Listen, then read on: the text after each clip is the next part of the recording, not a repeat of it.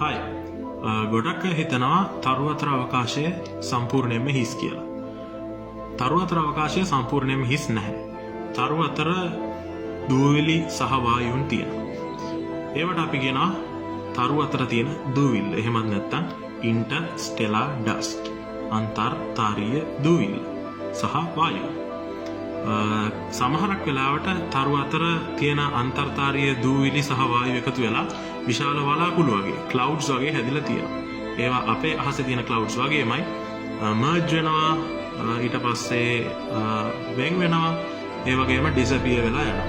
හැබැයි ඒවා අපේ අහසේ තියෙන ක්ලවුඩ්ස් වගේ පොඩි දේවල් නෙමෙයි. සමහර ක්ලවුඩ්ස් අපි ගත්තොත් ශ්‍රී ලංකාව වගේ, මම මෙහෙම කියන්නේ ඔයගොල්ලන්ට තේරුම් ගන්න හිතා ගන්න පුළුවන් වෙන්න, ශ්‍රී ලංකාව වගේ බිලියන ට්‍රිලියන ගුණයක් විශාලයි. එතකොට මේ ක්ලවුඩ්ස් වලට අපි කියනවා ම්‍යාරිකා කියලා. එහෙමත් නැත්නම් නෙබියුලාස්. එතකොට කොහොමද මේ දූවිලි සහ වායු හැදුනේ? ගොඩාක්ම වෙලාවට මේ දූවිලි සහ වායුන් හැදිලා තියෙන්නේ තව තරු පුපුරලා. තරුවක ජීවන චක්‍රයේ අවසානයේදී ඒ තරුව විනාශ වුණාට පස්සේ ඒකේ තියෙන මැටීරියල්ස් වලින් තමයි මේවා නැවත ඇති වෙන්නේ. එතකොට මේ තැන්වල නැවතත් තරු ඇති වෙනවා. මේවට අපි කියනවා ස්ටෙලාර් නර්සරීස් කියලා. ඒක හින්දා තාරකාවල බර්ත් ප්ලේසස්. ඒ වගේම ඒ තරුව අවසානයේදී අපි ඒකට කියන ස්ටෙලාර් ඉවොලූෂන් කියලා. ඒ කියන්නේ කාලයත් එක්ක තරුවේ වෙනස් වීම.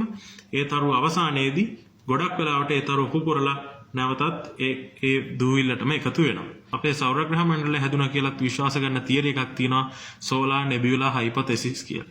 ඒකෙදි කියන්නේ අපේ සෞර ග්‍රහ මණ්ඩලය හැදුනෙත් මේ වගේම දූවිලි වලාවකින් කියලා. ඒ වගේම අපේ සෞර ග්‍රහ මණ්ඩලය ක්‍රියේට් වෙන්නේ, සෞර ග්‍රහ මණ්ඩලය ක්‍රියේට් වෙච්ච නිසා තමයි අද අපි ඉන්නේ. එතකොට තාරකා පිපිරීම අපිට ලබා දෙන හැකියාවක්, අපිට තාරකා පිපිරීම ගැන කතා කරන්න.